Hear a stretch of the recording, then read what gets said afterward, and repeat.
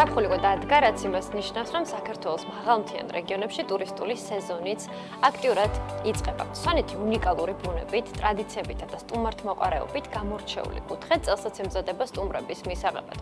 დღეს კი ყურადღებას ქვემო სვანეთის პატარა, მაგრამ განსაკუთრებულ სივრცეზე გავამახვილებთ. საუბარია რუთ სვანეთზე, რომელიც არ მხოლოდ ტურისტული დანიშნულების ადგილი, არამედ მცოცხალი მაგალითი სვანური კულტურის, მდგრადი ტურიზმისა და ადგილობრივი მოსახლეობის აქტიური ჩართულობის. როგორი ემზადება ტურისტული სეზონისთვის, რა გამოწვევები ახლავს ამ პროცესს და რა რჩება კვლავ აქტუალურ პრობლემებად, ყველა ამ საკითხს თეონა ფარჯიანთან, რუთ სვანეთის დამფუძნებელთან მიმოვიხილოთ. თეონა, მოგესალმებით, მადლობა თქვენი დროისთვის. სალამი მარიამ, პირიქით მადლობა რომ მომიწვევთ და კიდევ ერთხელ დამეწვეთ თქვენი ეთერი, ყოველთვის მიხარია ხოლმე თქვენთან ეთერში შემოსვლა, ძალიან სასიამოვნო გარემო გვაქვს. თეონა, უპირველესად მინდა დავიწყოთ იმ სიახლეებით, რითიც ხვდებით წლევანდელ სეზონს და როგორია თქვენი მოლოდინება? გასულ წელთან შედარებით ჩვენს ობიექტზე დავამატეთ ახალი კაფე-ბარი და ეს იქნება სიახლე, რაც მოხარებულს შევთავაზებთ. წარმოდგენილი იქნება ძირითადად ადგილობრივი კერძები, ასევე მათი თანამედროვე ვერსიები და ასევე იქნება შესაძლებელი, რომ თვითონ მოხარებელმა საჭიროების შემთხვევაში, სრული შემთხვევაში ადგილზე პატარა კულინარიული, ასე ვთქვათ, გამოცდილებაც მიიღოს და თვითონ მოამზადოს ცოტა მარტივი კერძი, მარტივი ნათქვამი ჩვენთვის, როგორც არის მაგალითად კუბლარი, ხაჭაპური და რაც უფრო დამახასიათებელი არის ჩვენი რეგიონისთვის. თეონა, საიდან გაჩნდა ამ სიახლის იდეა? ეს იყო მაგალითად დამსვენებლის მოთხოვნა, მათ შორის ახსენეთ მასტერკლასებიც, ხომ, სურვილის შემთხვევაშიც. ამ ყოფის იდეა საიდან გაჩნდა? როგორც წესი, ყველა მომხმარებელი, რომელიც ჩვენს სტუმრობს ხოლმე, აუცილებლად სარგებლობს რესტორნის მომსახურებით. ამისთვის დაგვჭირდა უკვე საკეთ სივრცის გამოყოფა, რადგან კოტეჯებში ამის მოძრაობა საკმაოდ რთული გახდა. პლუს იყო ჯგუფები, რომლებიც გთხოვეს, რომ რაღაც მათთვის მენიუ შეგვეთავაზებინათ და ეს ხდებოდა მხოლოდ გარის სივრცეში, თქვათ ღია ტერასაზე და ამჯერად უფრო, ასე ვთქვათ, გახსნის სივრცეში შევთავაზებთ, უფრო ფართო მენიუ შევთავაზებთ და გართობის ერთ-ერთი კუთხე იქნება ისიც, რომ ადგილზე მექნებათ მცირე გასტრონომიული ტურებით სარგებლობის საშუალება. თეონა, კი მომხმარებისგან წარმოვიდა. თეონა, თუ გაქვთ, ასე ვთქვათ, მონაცემები დაახლოებით ამ სიახლისთვის რა მოცულობის ინვესტიცია განახორციელა რუთ სვანეთმა? და რა ასე ვთქვათ, რესურსებთან იყო ეს დაკავშირებული? კი ბატონო, რესურსები საკმაოდ მაღალია სამწუხაროდ, იმიტომ რომ ძალიან რთული ამ რეგიონში ნებისმიერი ინფრასტრუქტურის ან მოძიება ანატანა, ეს დამატებით ხარჯებს უკავშირდება იმ სირთულებიდან გამომდინარე, რომ გზა არ არის წარმოდგენილი და ტრანსპორტის ხარჯი მეტად ძანძვირი იყო. მასალების შოვნა, თქო უნდა ადგილზე შეუძლებელია, ზოგიერთი მათგანის ტრანსპორტირება თბილისთანაც კი დაგვჭირდა.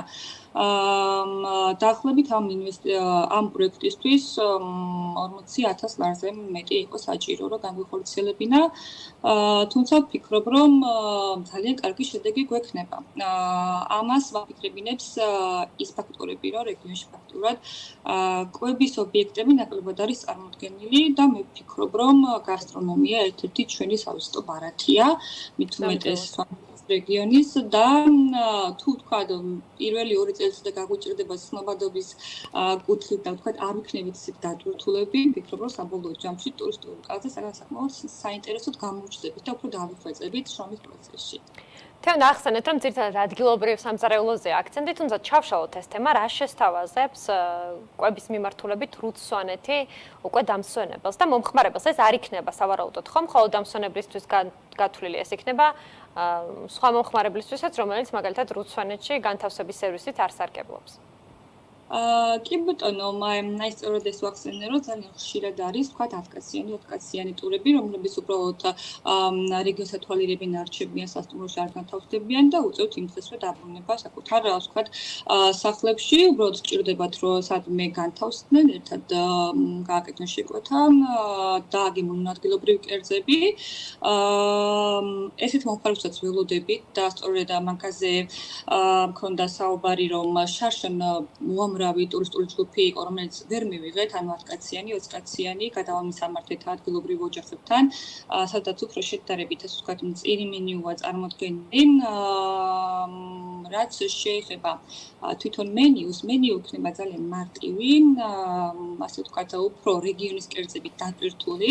აი ხო კობდარი ვინ არ ვიცით, უბრალოდ განსხვავებული წესით ვფიქრობთ, რომ შევთავაზოთ მისი მომზადება და მისი, ასე ვთქვათ, ძველებური ტრადიციული მიიღების წესი, ანუ მე მახსოვს, რომ ჩემს ბავშვობაში ბებია და ბაბა კობდარს არასდროს არ ჭრიდა, ის თავი ეხსნებოდა ზედან ნაწილში, როგორც აჭაროს.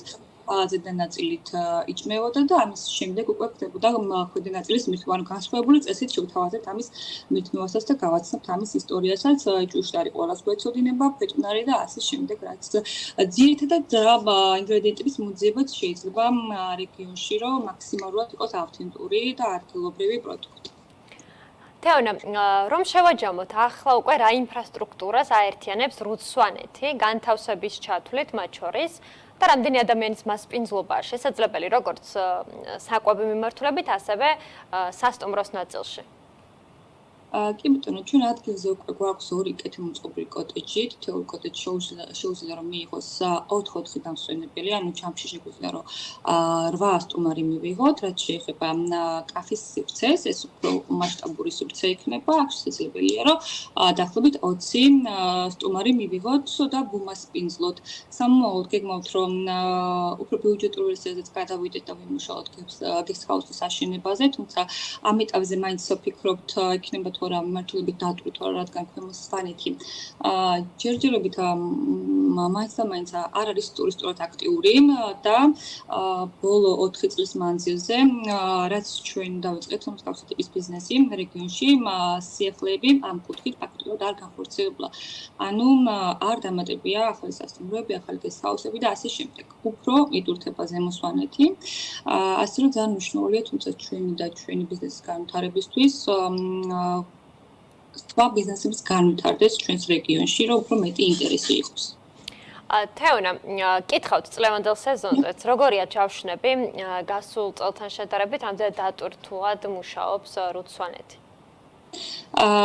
გასულ წელთან შედარებით ნაკლები ჯავშანი გვაქვს სამწუხაროდ, ეს ტენდენცია უკვე წლის დასაწყისში იგრძნობოდა, იმიტომ რომ როგორც წესი, უფრო მეტი ჯავშანი იყო წინასწარი შემოსული ამ სეზონზე, უკვე წლის დასაწყისშივე, ამ ეტაპზე დაახლოებით 30%-მდე კლება მაინც არის შესამჩნევი, თუმცა ეტაპობრივად წინა წლის ჯავშანები ძალიან ხშირია ხოლმე და ვფიქრობ, იმედი მაქვს, რომ მსგავსი ტენდენცია დააბალანსებს საბოლოო ჯამში ჩვენს დატვირთვას. თეონა, თქვენი შეფასებით რა არის მიზეზი იმისა, რომ წელს ნაკლები აქტივობაა ქვემო სვანეთში, თქვენი ობიექტის ჭრილში? ვფიქრობ, პირველი არის ის, რომ რეგიონი არ თავაზობს მომხმარებლებს სიახლეებს, სამწუხაროდ არ თავაზობს და ბოლო 4 წლის მანძილზე არანაირად რო არ ყოფილა არც ტურიზმის, არც გასტრონომიის კუთხით ჩვენს რეგიონში, იგივე სფეროთი ზემო სვანეთზე, რა თქმა უნდა. და რაღაც კუთხით ალბათ სიტუაცია რეგიონშიც შეიძლება შემაფერხებელი იყოს მომხმარებლებისთვის, ჩვენთან ძირითადად ევროპის რეგიონიდან ყავს სტუმრები. შეიძლება შესაძლოა გქონდეთ გარკვეული გადაფასების მომენტებიც. კი ბატონო, რა არის ის, რა მიმართულებითაც სჭირდება ქვემო სვანეთს განვითარება? თქვენ ახსენეთ, რომ არ არის შესაბამისი ინფრასტრუქტურა, არ სთავაზობს დამსვენებელს ქვემო სვანეთი იმას, რაც იდეაში მომხმარებელს უბიძგებს იმისკენ, რომ უფრო დიდი პერიოდის განმავლობაში დარჩეს და მიიღოს ყველა სერვისი. რა აკლია ქვემო სვანეთს, რა სერვისები? კი ბატონო, პირველ რიგში ეს არის ტურისტული ობიექტები, რომელიც საქართველოს ქვემო სვანეთში წარმოდგენილი არ არის. გასტრონომიული ობიექტები, რომლებიც სულ რამოდენიმე მახსენდება, რომ იყოს ისიც ლენტის ტერიტორიაზე, თუმცა უამრავი სოფელია წარმოდგენილი ლენტის მაღლა, რომელიც შემდეგ ვთქვათ, გადადის ზემო სვანეთში და ეს ფაქტიურად შეიძლება დაიტვირთოს სხვადასხვა ტურისტული შეთავაზებებით. ასევე მსგავსი კუთხით განვითარებაში ძალიან მნიშვნელოვანი არის მუნიციპალიტეტის ჩართულობა მოსახლეობასთან მუშაობა, რომ მათ სწორად დაგეგმონ, განახორციელონ თავიანთი შეთავაზებები და თუნდაც მიიქცენ პატარა ტურისტული ჯგუფების ყურადღება. ამ ეტაპზე ბოლო 4 წლის მანძილზე, როგორც მე აღნიშნე, ამ მიმართულებით ჩვენს რეგიონში სამწუხაროდ სიახლე არ არის და იმის ვიტოვებ, რომ მომდევნო ეთერისთვის რაღაც სიახლით მაინც დაგებრუნდებით მსგავს კუთხით, ამ კუთხით. თან აუცილებლად მინდა კითხოთ გეოგრაფიაზეც ტურისტების. ძირითადად რომელი ქვეყნების დამსვენებელია ქვემო სვანეთში აქტიური და ასევე ადგილობრივების წილი როგორია? ძირითადად სტუმრობენ უფრო მეტწილად გერმანიიდან, ასევე ბელგიიდან სტუმრები და ესპანეთიდან. სამწუხაროდ ქართველი მომხმარებლები ნაკლებად ყავს, დაახლოებით ტურისტების 2% შეადგენს ჩვენთან ქართველი მომხმარებლების წილი. ვფიქრობ, რომ მიზეზი არის იგივე, უმეტესად ცნობილია ხოლმე ჩვენს ასე ვთქვათ, გარემოცვაში ზემო სვანეთი, იქ არსებული არჩევანი და როგორც წესი, ქართველები არჩევენ უფრო ზემო სვანეთის დასვენებას. კი ბატონო, თქვენ ახსენეთ, რომ მათ შორის აი თქვენი ობიექტის გაფართოების პერიოდში სირთულეები იყო, მათ შორის ტრანსპორტირება, სხვადასხვა ასე ვთქვათ, ნაწილის და ასე შემდეგ. რა არის ის გამოწვევები, რაც ქვემო სვანეთში ბიზნეს განვითარებაში აფერხებს? რა სირთულეებზე შეგვიძლია საუბარი? კი ბატონო, მოგიხსენებათ, რომ ინფრასტრუქტურა ძალიან მნიშვნელოვანია გზა პირველ რიგში, რომ მიხვიდ და დაგეგმოთ და განახორციელოს შენი ბიზნესი. ასევე ძალიან მნიშვნელოვანია ეს ელემენტარული ელექტროენერგია და წყალი, ამ რესურსებზეც კი ბრძოლა დაგვჭირდა და დღემდე ჩვენი რესურსებით ვცდილობთ ამ პრობლემების მოგვარებას. რა თქმა უნდა, მიმართვა ხშირად არის მუნიციპალიტეტთან, თუმცა რეაგირება ან დაგვიანებული ან საერთოდ არ არის. ჯერჯერობით ამ მიმართულებით არანაირი ასე ვთქვათ, არც მხარდაჭერის ინიციატივა ყოფილა, არც ჩართულობის სურვილი. ფაქტიურად ყველა ეს ეტაპი მარტო გადავლახეთ, რაც ჩემი აზრით ძალიან რთული იქნება ნებისმიერი ახლად დამწყები ბიზნესმენისთვის, რომ თავიდან გაიაროს ეს გზა. უბრალოდ ჩვენი мотиваცია მაღალი იყო ამ კუთხით, რომ პროექტი, რომელიც შეგვიძლია 1 წელში დაგვესრულებინა, 2 წელში დავასრულეთ, თუმცა შედეგამდე მაინც მივედით. ეს ბარიერი ძალიან დიდი იქნება იმ ასე ვთქვათ, ბიზნესმენებისთვის, რომელიც ეხლა ფიქრობს, რომ რაღაც ფინანსური დანაბანდი განახორციელოს ამ რეგიონში და მნიშვნელოვანი არის სწრაფი რეაგირება მუნიციპალიტეტის მხრიდან და რაღაც კუთხით ჩართულობა ამ პრობლემების მოგვარებაში. კი ბატონო, თეონა საუბრის ბოლოს გეგმებზე კითხავთ და მოლოდინებზე უკვე სეზონის განმავლობაში როგორია თქვენი მოლოდინები? ვფიქრობ, რომ საბოლოო საინტერესო სეზონი გამოგვივა, იმიტომ რომ ძალიან კარგი მომხმარებლები ყავს, როგორც წესი, ვიზიტორები. ისინი ძალიან ინტერესდებიან ჩვენი რეგიონით, ჩვენი კულტურით, ჩვენი გასტრონომიით, როგორც წესი, პოზიტიურად არიან გაწყობილი ყველა იმ მოვლენის მიმართ, რომელიც ჩვენს ქვეყანაში ვითარდება. ძალიან დიდი მხარდაჭერა მოდის მათი მხრიდან ბიზნესებისადმი. ყოველთვის ყავს მომხმარებლები, რომელმაც იცოდნენ, რომ წეს რაღაც სიახლეებით იქნებოდეს წარმოდგენილი და ყოველთვის არის მათი მხრიდან მხარდაჭერა. მე ვიმედოვნებ, რომ მსგავსი ჩართულობით უფრო და უფრო საინტერესო ბიზნეს წარმოებები გავხდებით ჩვენს რეგიონში და ეს мотиваცია იქნება დანარჩენებისთვისაც და არ დაეზარებათ ამ რთული გზის გავლა. კი ბატონო, თეონა, ძალიან დიდი მადლობა თქვენი დროისთვის, ჩართულობისთვის ჩვენს გადაცემაში. წარმატებებს უსურვებ რუთ სვანეთს მთელი სეზონის განმავლობაში. მოკლედ გელოდებით სიახლეებით. მადლობა ძალიან დიდი და წარმატებები ყველა ქალბატონს, ვინც დღეს ეთერში ყავდათ, არაჩვეულებრივი ქალბატონები არიან. მადლობა კიდევ ერთხელ. მადლობა. თეონა ფარჯიანი, რუთ სვანეთის დამფუძნებელი გსტუმრობდა. გადაცემაში